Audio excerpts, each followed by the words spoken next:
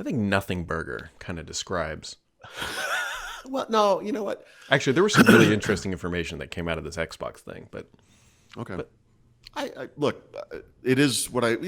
I don't mean to pat myself on the back, but I'm actually kind of happy that Phil Spencer right up front said, this we were scheduled this in December. It was going to be about what we're doing with Activision Blizzard. Everyone's freaking out about this other thing, so let's talk about that first. yep. And then let's not talk about it. I was gonna Because we're say, not and gonna, then they completely like the yeah. thing we wanted. But you know what? I've said this before. I don't. That part of it does not interest me that much. To me, and honestly, it's less than I thought. To me, the thing that would have made that dramatic is if they said Gears, Halo, Flight Simulator, Forza. You know, the rumored games are like Sea of Thieves, Pentiment. It's like, well, Yeah, okay, but you have to imagine if this goes well, that I know. Yeah, you start with this. No, right. I hear you. I hear you. I for fans of those games, I don't remember. Do you remember the other two? I don't know if you remember. So it's like Pentiment, Grounded. They didn't say these, by the way. These No, like, no. These are. I mean, yeah, it's like Pentiment, Grounded, Sea of Thieves, and Hi-Fi Rush. I think are the four. Yes. So the only one I'm even remotely familiar with is Sea of Thieves. And I don't know what you call this kind of a game. These games. They're not obviously the AAA top They whatever. call it like live services is kind of that because you need a huge community playing Sea of Thieves Yeah. specifically for them to make sense. I like the positioning. It basically amounts to we think these are great games. They might be the start of franchises. They may at least deserve sequels or maybe games like them. We want to put them in front of more people because they deserve a chance. And as a fan of games, it's like, yeah, that's nice. It's a nice message. But coming out and not even saying what the names of geez, guys, It's whatever. The other thing to think about and consider that probably most people don't is now that Microsoft is kind of in this, okay, we're done in the buying phase, we need to be in a growth phase. If you're the Hi-Fi Rush developer, it's very plausible that Microsoft came to you and said, if you want to build Hi-Fi Rush 2, you have to be able to fund it through your own game sales. And so how are they going to do that? And they'll say, well, and bring it cross-platform too. right. I mean, that's Also, not to get too pedantic here, but he specifically mentioned like the other consoles or however he said it. He didn't say Sony or Nintendo. Are all coming to four of those Dreamcast, games baby. going? What's that? coming to Dreamcast. I mean, that one would probably be easy. I think the code is probably the same. Do they all go to both? Do some go to one, some go to the other? Like we don't really know. Not a lot of detail there, but honestly, it was the rest of it. The reason I think yesterday was important was not that there was anything that new, although if you read certain reports, it's like the world has changed. It's like, no, it really didn't. I think people needed to hear this because people me can say, hey, this is what they're doing. And they're like, I don't care. I hate this. But I think the way they presented it was very good. And I don't mean that like it was positive. I also think it was positive. I mean, I think they did a good job of communicating something that frankly the community should have already known, but just kind of reiterating like these are the values. This is what we're doing. Mm-hmm. We've had different phrases for this, but it basically amounts to meeting the gamer where they are. And that this is a positive for all gamers, right? Like you, as an Xbox fan or user, can bring your games to other devices. They talked a lot about, they use this interesting language for this, but the entitlement, which doesn't seem like a good word to me, but when you buy a game on Xbox, if it's available on the PC and the console, you get to play it on both. It's not separate licenses, right? Sony doesn't do that, right? No one does that. I mean, you could pay extra for that, right? I know, like if you buy Call of Duty and spend an extra $10, back at previous versions, we'll see. Mm-hmm. You get it on Sony and Xbox or something like that's okay. I wish this was a little more explicit, but they said all first, just reiterating, right? I mean, because again, we already knew this, but all first-party games will be on Game Pass day one, and you still have people saying, "Well, wait, does that mean Activision Blizzard?" Yes, Activision Blizzard is first party. So I wish that had been a little more explicit, but again, we now have them on record at least saying this stuff. So there were two other interesting things. The first is that they did say 34 million Game Pass subscribers, so that's a new number. So what's interesting to me is how they announced it during this event and not during an earnings call or whatever. I don't like the way it was thrown out as in passing. Here's why I think they did it this way. Here's my guess. It wasn't not very good. I think that they're expecting big growth in that number this year. Right. And so they're finally confident saying, look, we're going to bring all this Activision stuff. That number is going to grow. We can finally start talking about that because by the end of the year, 34 should hopefully be a low number. Yeah. Okay. Fair. And I don't remember the dates, but it's been a while since we've heard of Game Pass. It has been a while. That's why I mean, like years. years. So odd. Like, yeah. The other thing was, and I know you're going to probably agree with this, but Sarah Bond said, we're really focused on delivering the largest technical leap you will have ever seen in a hardware generation, which makes it better, whatever, blah, blah, blah. I would bet a significant amount of money that involves an NPU. Oh. Right? Okay. They're going to put an NPU in the Xbox. That's like Microsoft's whole thing. That alone justifies that claim. That statement. The other question, too, so like NPU, I think, is a lock. I'd be shocked if that doesn't exist. The other side of it would be, does she mean ARM, too? Because we've heard this rumor that they might go... Right. Actually, it wasn't even a rumor. It was like an FTC document that says they're considering using ARM for the next Xbox. That's right. So I glossed over this in my write-up, but there's really two things going on here. We know that there's a mid-gen refresh coming. That was also part of that leak you were referring to, right? So there's a new version of the S, new version of the X. Really nice looking, right? But we don't know what the technical improvements, if any, are, right? I would imagine more storage and hopefully like a Xbox One X type. I don't think there's any perf improvements, I think is what Nothing. The thing was. Okay, but there's like faster Wi-Fi, more storage, cooler sort of thing, probably cheaper to produce. That's disappointing.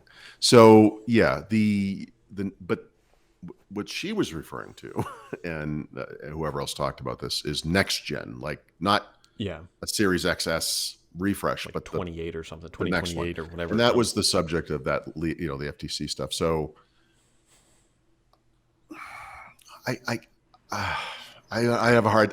That was a bold statement. Mm-hmm. I am hoping they don't come to regret it like Terry Myerson regretted the 1 billion thing. Oh yeah. Like on the one hand, I appreciate being that bold, but on the other hand, it's like really that's such a nebulous how hard is statement. It? How expensive is it to deliver on what she just said? It's the simplest of statements, but you know what? So the PlayStation 5 sales are cratering all of a sudden. This generation is almost certainly going to come in under every version of PlayStation from a unit sales perspective. That thing costs $600, and that's the problem. It's expensive, but it has to be expensive because, Sony. I'm going to say this in a weird way, but they kind of price it realistically. Mm-hmm. They're probably still losing money on it at that price. And I know the goal with this thing, because it's always the goal, was to lower the bill of materials over time, lower the cost, right? And I feel like there's no way to know this, and I don't think they'll ever say it, but I wouldn't be surprised to discover that at the end of this, Sony is, the conclusion is we never recovered on that. Like we started to break even, but because of the faltering sales, we had to have all these sale prices and promotions, and that kind of blew us out of being profitable in hardware or whatever. So Sony has always been good at that. Nintendo, awesome. Microsoft, not so much. So I don't know, like, what does that mean? Like, is this console going to cost $750? Like, how do you actually deliver on something like that, right? I mean, we'll see. That's the whole point of like the technical aspect. So the fault that Myerson made is that 1 billion or whatever the exact number was, is a number that you and I can be like, that's real easy to figure out. That's like a definitive metric. The largest technical leap is Microsoft gets to define what that is. So of course they're going to. Yes. So you could argue efficiency, which would be part of the ARM story. Right. One of the, I think, weird parts about Xbox is the thing's basically like an electric furnace sitting there attached to your wall. Like it's like actively sucking, electricity out of the wall. So, they've been working on that part, power management, et cetera. But yeah, so ARM would improve that dramatically. We'll see. I think you were, I think you were talking about this notion of, modular Xbox hardware. And I still, given how explicit they are about going forward with hardware and using very surface-like language, right?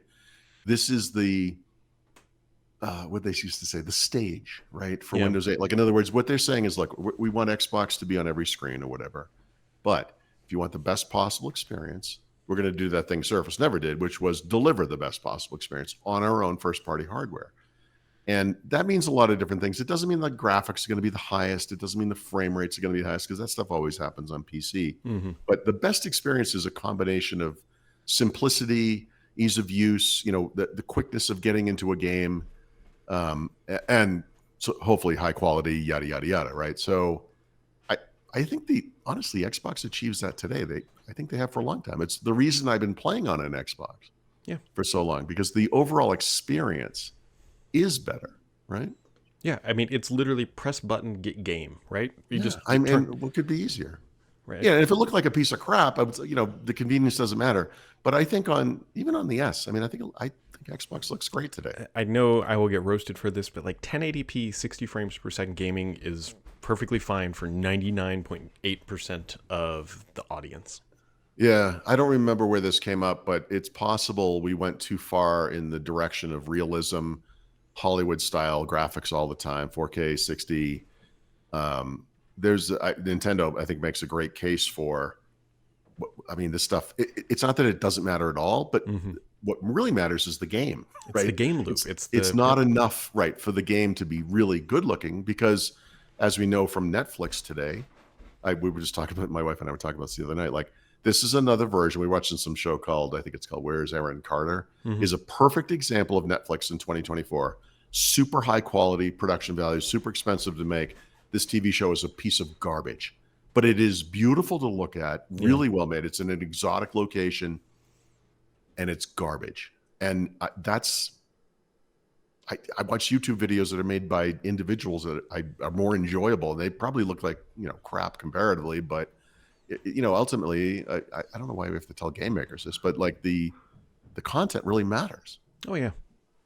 I mean, obviously, it sounds obvious to saying it out loud. It's like, duh, Paul, you're a genius analyst, but we have so many examples of these games where it's like, looks great, but yeah, the production value is more important than the graphic fidelity for the vast majority of things.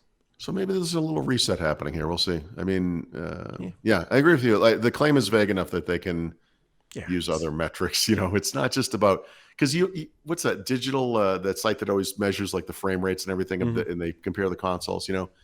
In some ways, it's kind of missing the point, because if you can look at the two games side by side on Xbox, PlayStation, and look, objectively, the PlayStation is better, higher frame rate, whatever it might be.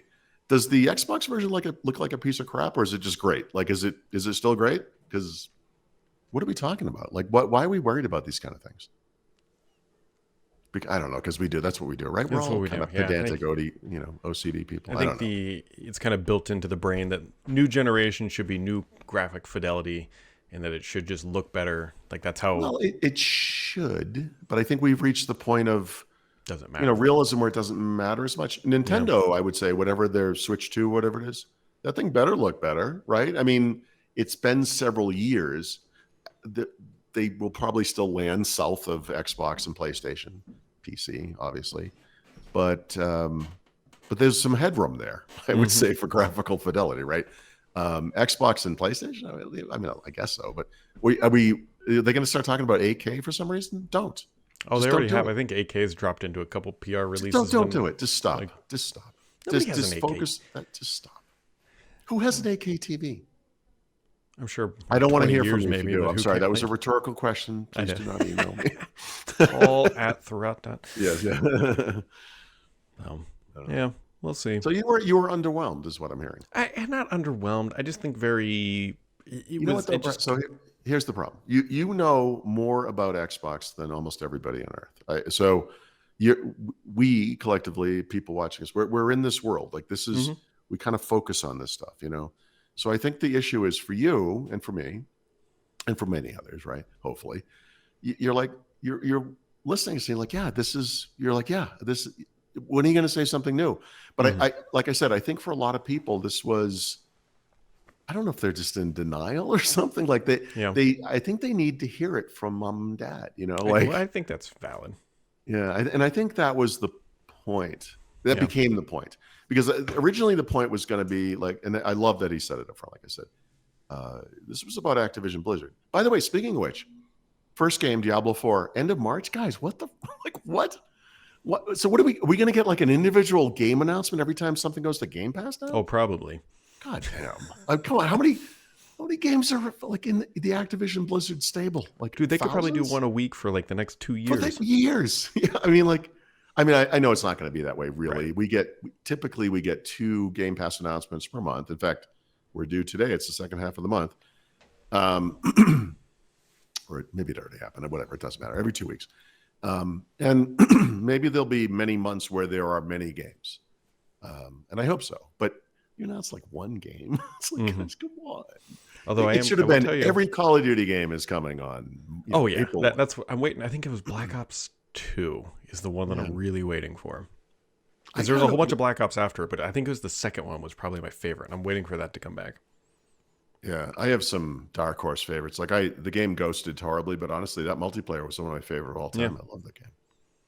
The single player was pointless, but yeah, I think all the single players have kind of been turned pointless. So much so that the rumors for the next one are that it's even more pointless. They started like the World War II stuff. Obviously, historical was awesome, and I would say the original Modern Warfare trilogy had a kind of a nice arc. Like this kind of post-apocalyptic U.S. is invaded storyline. I thought it was kind of compelling. The newer ones didn't. I've never played I haven't even looked at the third one, but I played through. Did I play through both? I think I did both of the first 2. I don't know. I lost track of this stuff. Yeah. Well, you can lose track of us because I think isn't Monday President's Day? Oh, jeez. Any excuse.